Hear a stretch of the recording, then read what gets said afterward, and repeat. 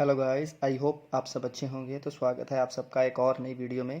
तो गाइस, आज की वीडियो प्रोनाउंसिएशन के ऊपर होने वाली है और आप सभी से रिक्वेस्ट है कि वीडियो को लास्ट तक देखें, क्योंकि आज की वीडियो में कुछ नए वर्ड्स सीखेंगे और साथ ही साथ कुछ एक जो मैंने पहले इससे वीडियो अपलोड की थी प्रोनाउंसिएशन के ऊपर, उसमें कुछ कमेंट्स ऐसे आ गए थे कि जिनमें मिस्टर अनिकेत पॉल इनको कुछ डाउट्स थे, और वो डाउट्स जो हैं वो उनके ही नहीं और भी बहुत सारे लोग हो सकते हैं जिनके वो डाउट हो। तो वो सारे डाउट्स भी आज क्लियर करेंगे और इसके साथ ही आज हम कुछ नए वर्ड्स कैसे प्रोनाउंस करते हैं वो भी देखेंगे। लेकिन उससे पहले, यदि आपने वो पुरानी वीडियो नहीं देखी तो आप प्लीज़ एक बार, आपको आई बटन में लिंक मिल जाएगा, उसको जाके ज़रूर देखिए।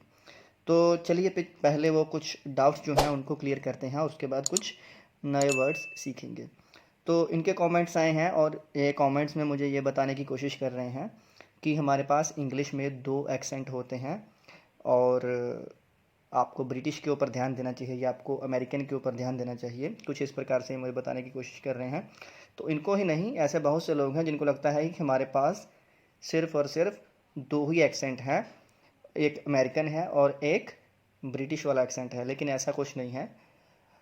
जैसे हिंदी होती है, दिल्ली में अलग बोली जाती है, यूपी में अलग बोली जाती है, चंडीगढ़ में अलग बोली जाती है, ठीक है, बिहार में अलग बोली जाती है।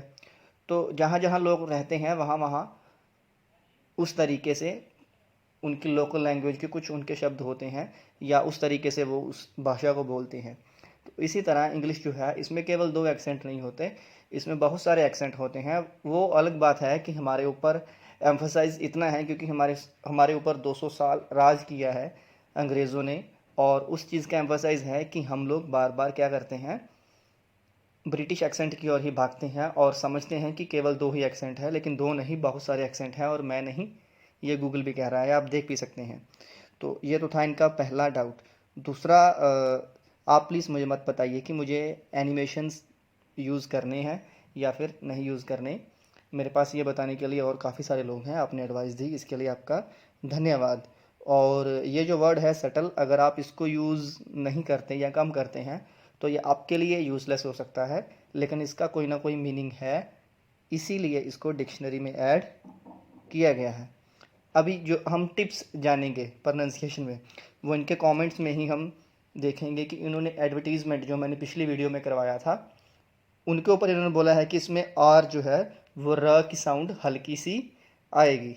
थोड़ी सी उसमें हम आर को बोलेंगे या नहीं बोलेंगे, आर की आवाज़ आएगी या नहीं आएगी, ये सब चीज़ों के ऊपर आज हम चर्चा करेंगे कि आर पूरा होगा तो कैसे बोलेंगे, या फिर किसी भी वर्ड में यदि आर आ जाए तो उसको कैसे प्रोनाउंस करना है, ये आज हम इस वीडियो में जानेंगे। तो चलिए, उससे पहले कुछ नए वर्ड्स जो हैं वो आज सीखते हैं, उनको कैसे प्रोनाउंस करना है। उसके बाद हम आर वाला रूल भी देखेंगे। तो सबसे पहला वर्ड जो आज का हमारा है, आपकी स्क्रीन के ऊपर शो हो गया है। ये वर्ड को बहुत सारे लोग, ये कॉमन सा वर्ड है और इसको गलत प्रोनाउंस करते हैं। तो इसकी जो प्रोनाउंसिएशन है वो है वेडनेसडे।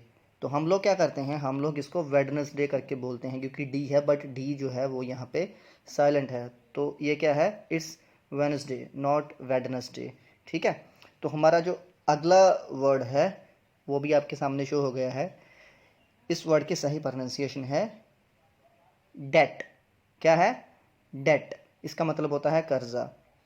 तो अगला वर्ड आपके सामने आपकी स्क्रीन के ऊपर है, इसका मतलब होता है खराब, ठीक है। इसकी जो सही प्रोनाउंसिएशन है वो है डिटीरियोरेट। क्या है, डिटीरियोरेट, ठीक है। जैसे the situation is getting deteriorated day by day, कुछ इस तरह से आप इसको कैसे भी यूज़ कर सकते हैं, लेकिन इसकी प्रोनाउंसिएशन के ऊपर आपको ध्यान देना पड़ेगा। तो हमारा जो अगला वर्ड है वो आपके सामने शो हो गया है। तो इस वर्ड की प्रोनाउंसिएशन है डिफिब्रिलेटर। इसको कैसे बोलेंगे, डिफिब्रिलेटर। तो ये कुछ बीमारी होती है, जैसे दिल से संबंधित कुछ बीमारियां होती हैं, तो उनके जो इलाज होते हैं उनमें से एक तरह का ये इलाज है। आप नेट पे इसके बारे में और भी पढ़ सकते हैं। तो इसको सही से प्रोनाउंस करना है, ठीक है। हमारा जो अगला वर्ड है वो भी आपके सामने आपकी स्क्रीन के ऊपर शो हो गया है, और वो वर्ड है पोर्शा। क्या है, पोर्शा। आई होप आप सब साथ साथ बोल रहे हैं, ये एक ब्रांड का नाम है, ठीक है। तो इसकी सही प्रोनाउंसिएशन क्या है, पोर्शा। अगला वर्ड आपके सामने आपकी स्क्रीन के ऊपर है। ये वर्ड है, इसको बहुत लोग गलत प्रोनाउंस करते हैं। इसको बोलते हैं बफेट। क्या बोलते हैं? बफेट। तो इसको बफेट नहीं, इसकी सही प्रोनाउंसिएशन है बुफे। क्या है? बुफे। इसका मतलब होता है खाने के तरह तरह के पकवान आपके आगे रखे हैं और आप उनमें से कुछ भी खा सकते हैं। होटल्स वगैरह में इनकी सुविधा होती है, तो वो बोलते हैं कि हमारे होटल में बुफे अरेंज करते हैं हम, या कुछ इस तरह से इसको बोलते हैं। तो एक और हमने वर्ड सीख लिया प्रोनाउंसिएशन के लिए, होटल नहीं, उसको क्या बोलते हैं? होटल। ठीक है। तो बुफे का एक मतलब धक्का मारना भी होता है, किसी चीज़ को पुश करना। तो आप इसको सही प्रोनाउंस कीजिए। हमारा जो नेक्स्ट वर्ड है वो है मिसलेनियस। जी हाँ, इसकी प्रोनाउंसिएशन क्या है? मिसलेनियस। तो मिसलेनियस का मतलब होता है कुछ यानी कि आप बोल सकते हैं अनकैटेगराइज्ड जो फाइल्स वगैरह या स्टफ़ कुछ ऐसा होता है। जैसे फ़ोन में हमको कई बार ये वर्ड मिल जाता है देखने को, तो आप इसको यूज़ कर सकते हैं, लेकिन इसकी प्रोनाउंसिएशन मिसलेनियस है। ठीक है। इसकी हिंदी फुटकल होती है। तो नेक्स्ट वर्ड जो है हमारा वो आपके सामने आपके स्क्रीन के ऊपर है। इसकी प्रोनाउंसिएशन है डेब्यू। क्या है? डेब्यू। डेब्यू का मतलब होता है किसी भी चीज़ में आपकी first entry, debut song, movie या जो भी है। ठीक है। तो इसको डेब्यू बोलते हैं। तो ये थे आज के कुछ वर्ड्स जिनकी हमने सही प्रोनाउंसिएशन सीखी। चलिए एक बार इनको रिवाइज करते हैं। तो हमारा सबसे पहला वर्ड था वेडनेसडे, उसके बाद था डेट, उसके बाद था डिटीरियोरेट, उसके बाद था डिफिब्रिलेटर, उसके बाद था पोर्शा, उसके बाद था बुफे, उसके बाद था मिसलेनियस और लास्ट था डेब्यू। ठीक है। तो ये कुछ वर्ड्स हैं, आप इनको अच्छी तरह से प्रोनाउंस कीजिए। तो अभी हम बात करते हैं जो आर यदि किसी भी वर्ड में आ जाए तो आर को हमको किस तरीके से प्रोनाउंस करना है। देखा जाए तो आर र की साउंड पैदा करता है, तो आर को र कब बोलना है और कब नहीं बोलना, चलिए इसके ऊपर हम चर्चा करते हैं। तो आर जो लेटर है ये यदि किसी भी वर्ड के लास्ट में आ जाए, ठीक है, तो आर को हम साइलेंट कर देंगे। साइलेंट करने के मतलब वो वाली जगह छोड़ देंगे और आर की जगह पे हम अ बोलेंगे। ठीक है। आर की जगह को हम कैसे फिल करेंगे? आ बोल के। ठीक है। जैसे एक वर्ड आता है ऑपरेटर, तो इसका जो लास्ट वाला आर है उसमें यदि आर हम बोलेंगे तो ये वर्ड किस तरह से बोलेगा? ऑपरेटर। तो वो जो लास्ट वाला आर है जो नेटिव स्पीकर्स बोलते हैं वो इस तरह से नहीं बोलते। ठीक है। वो कैसे बोलते हैं? ऑपरेटर। कैसे? ऑपरेटर। जैसे एक वर्ड आता है, इसको कैसे बोला जाता है? सिंगर। ठीक है। एक वर्ड और आता है, उसको कैसे बोला जाता है? ड्राइवर। एक और वर्ड आता है, उसको कैसे बोला जाता है? अंडर। एक और वर्ड आता है राइटर। तो आप खुद एक बार बोल के देखिए, यदि आर लास्ट में आएगा तो आर साइलेंट होगा। साइलेंट होगा मतलब ये नहीं है कि उसकी जगह हम कुछ भी नहीं बोलेंगे, उसको छोड़ देंगे। अगर ऐसा होगा तो प्रोनाउंसिएशन गलत हो जाएगी और वर्ड गलत हो जाएगा। उसकी जगह को हमको फिल करना है, जो जगह खाली रह जाएगी आर की, वो वाली जगह को हमको अ से फिल करना है। ठीक है। तो ये तो थी यदि आर लास्ट में आ जाए, लेकिन यदि किसी वर्ड के बिल्कुल शुरू में आर आ जाए तो वहाँ पे हमको क्या करना है? आर को एज इट इज़ प्रोनाउंस करना है। एज इट इज़ मतलब आर जो है र की साउंड निकालता है। ठीक है। तो हमको फिर आर को र बोलना है। ठीक है। जैसे हम कह सकते हैं कि आर से कौन सा वर्ड होता है? आर से रैट होता है। ठीक है। आर से रोस्ट होता है, रिटर्न होता है। ठीक है। तो ऐसे बहुत सारे वर्ड हैं जो आर से शुरू होते हैं, उनको जब हमको प्रोनाउंस करना है तो हमको र की साउंड निकालनी ही निकालनी है। ठीक है। अब बात करते हैं आर जो है यदि ये किसी वर्ड के बीच में आ जाए तो इसको कैसे प्रोनाउंस करना है। ठीक है। जैसे एक वर्ड जहाँ पे कन्फ्यूज़न हुई थी वो है एडवर्टीज़मेंट। तो यदि किसी भी वर्ड के बीच में आर आ जाए तो हमको ये देखना है कि आर के बाद कौन सा लेटर है।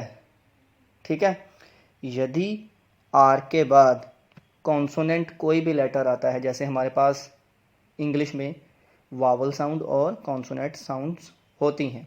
ठीक है, तो वावल हमारे पास कितने हैं? 5 हैं, ए ई आई ओ यू। ठीक है, तो यदि वावल के अलावा कोई भी लेटर आर के बाद आता है तो वहाँ पे आर साइलेंट हो जाएगा। ठीक है, अभी जैसे यही वाला वर्ड था एडवर्टीजमेंट। ठीक है, तो आर के बाद क्या है? टी। तो टी वावल में है? टी वावल नहीं है, इसलिए ये जो वर्ड है ये वाले वर्ड में हमने आर को साइलेंट किया। और साइलेंट का मतलब वही कि आर की जगह में हमने क्या किया? अ को फिट कर दिया। ठीक है, वहीं अगर देखा जाए कि आर के बाद यदि कोई वावल आ जाता है, ठीक है, तो हमको आर को र प्रनाउंस करना है, यानी कि आर में हमको क्या करना है? र वाला साउंड बोलना है। ठीक है, जैसे एक वर्ड आएगा अराइव। ठीक है, तो यहाँ पे देखिए आर के बाद क्या आएगा? आई।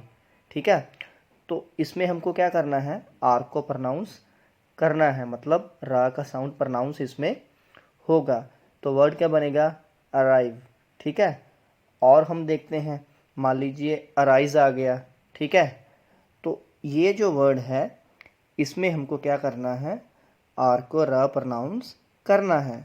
चलिए कुछ और वर्ड्स लेते हैं जिनकी हेल्प से हम ये सब चीज़ों को और बारीकी से समझ सकते हैं।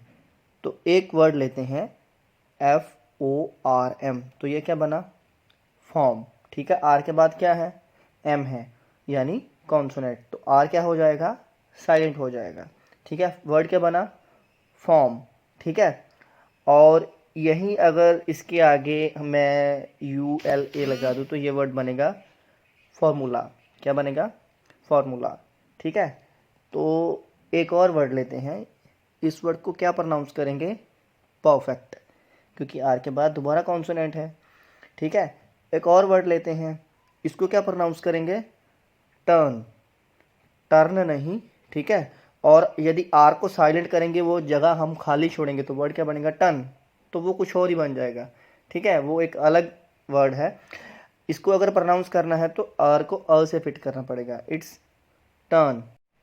जैसे एक और वर्ड है, इसको क्या बोलेंगे? मार्च। क्या बोलेंगे? मार्च। ठीक है, तो अब हम कुछ वो वाले वर्ड्स लेते हैं जिनमें हमको आर को र प्रनाउंस करना है। तो जैसे हमारे पास एक वर्ड है, इसको हम बोलेंगे ब्रेव। ठीक है, जैसे हमारे पास एक वर्ड है, इसको हम बोलेंगे सेलिब्रेट। ठीक है, जैसे हमारे पास एक वर्ड है, इसको हम बोलेंगे प्रेजेंट। ठीक है, एक वर्ड है, इसको हम बोलेंगे ट्रायंगल। तो ये जितने वर्ड्स भी मैंने बोले हैं, अब देखिए आर के बाद क्या आ रहा है?